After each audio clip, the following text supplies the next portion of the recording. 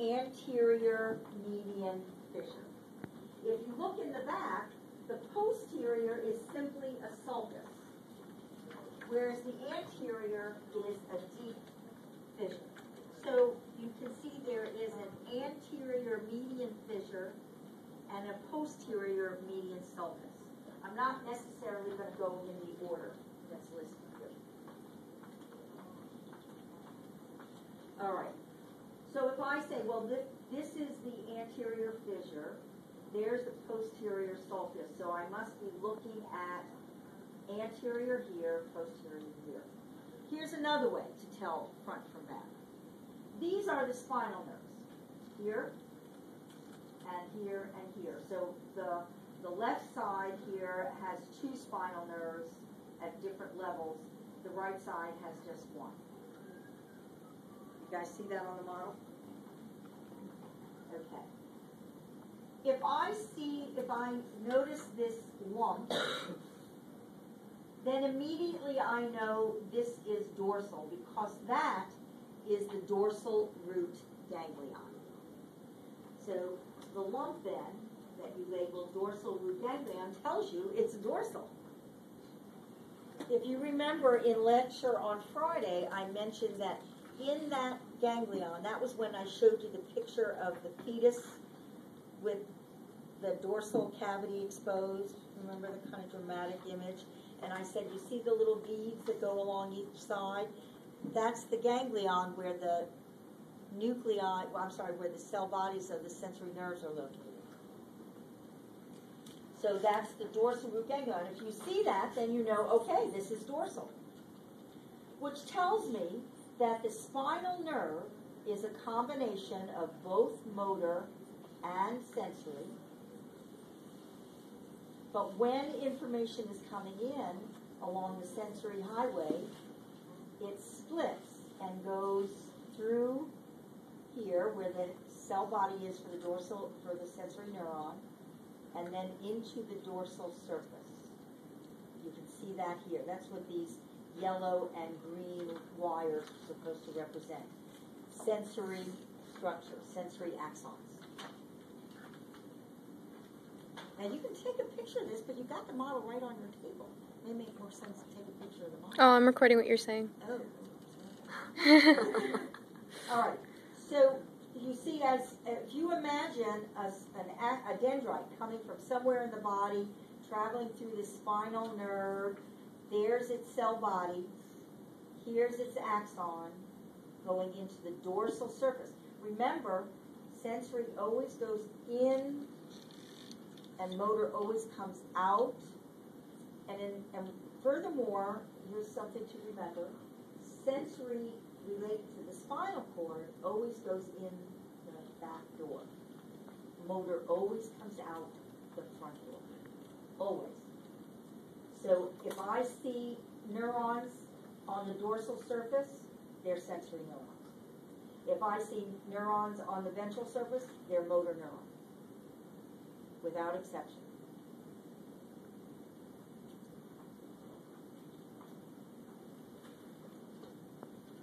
So if this is the dorsal root, this is the dorsal root ganglion.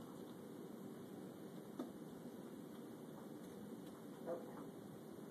Now, inside the spinal cord, we see white matter, we see gray matter. Correct? What is white matter? Myeloid.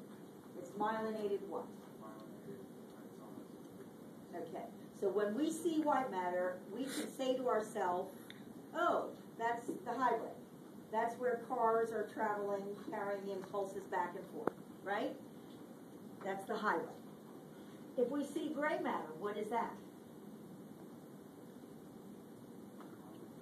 Unmyelinated fibers, maybe, but probably also cell bodies. And cell bodies are never myelinated, but cell bodies are where the processing takes place. A cell body in a neuron is kind of like the central nervous system is to the whole spinal nervous system, right? For a cell body, that's where processing takes place. So gray matter, when you see gray, you say, oh, planning, association, predicting, memory, all that's happening in the gray. where the white is just getting from one place to another. Okay? Yes. So, what is the cell body actually like process? Like, couldn't it like an electrical impulse, like sensory like information, just be like, that just travels through like dendrites, axons, like a straight path to that? No, it has to go into the cell So body. like, why do you? What does it do? Like, what is the process? The electrical information converts to chemical information, and so you're talking about transmittance of certain ions and neurotransmitters, and so the cell body responds based on the chemical information that is transmitted. So the cell body tells like what neurotransmitters to release. Yeah. Okay. Exactly. Good question. Okay. So when we look at white matter in the spinal cord, white matter in a spinal cord is called a column. A column. And the column's either going to be ascending or descending. If they're ascending, are they sensory or motor? What do you suppose? Sensory, because going up to the brain, right. And if they're descending, they would be motor. Good. The columns are simply named for their location. So we have anterior or ventral columns, we have lateral columns, and we have posterior or dorsal columns. So that's on your list. 3, bing, bing, bing, just that way. There's an anterior column, a lateral column, and a posterior column. It's that simple. And of course that exists on the left as well as on the right. Gray matter in the spinal cord is referred to as horns. Now if you look, it does look a little bit like a butterfly, doesn't it? With these being the front edge of the wings and then the wings spreading out that way. So the gray matter is referred to as a horn. By definition, a horn is gray matter in the spinal cord.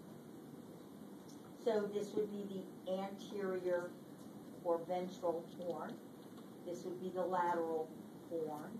And this would be the posterior or dorsal horn. It's that simple. Okay? So there are 6 words right there that are pretty straightforward. All right. Now, anytime there's a connection from one side of the nervous system to another, we call that a commissure. A commissure can be gray or white. Give me an example of a commissure that we learned, a white commissure we learned about in the brain.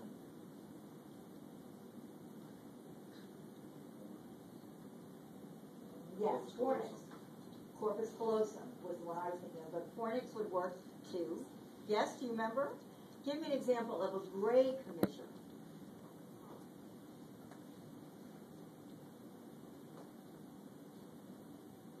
Can you think? We did learn one in particular. Say again? No. Though that sounds bad, yes, because Pons is sort of a combination of white, mostly white, but some gray. But that wouldn't be bad. It's the intermediate mass. Remember the bridge between the thalamus on one side and the thalamus on the other? Well, thalamus is gray. It's a nucleus. So the intermediate mass would be. All right. In the spinal cord, they're simply referred to as gray or white commissures, and they're in the front and in the back. So look here. You have the anterior white commissure and the anterior gray commissure. It's very, very narrow. Then the posterior gray commissure and the posterior white commissure. The thing that separates anterior from posterior is the little canal where the cerebral spinal fluid flows. There's a central canal, the hole in the middle.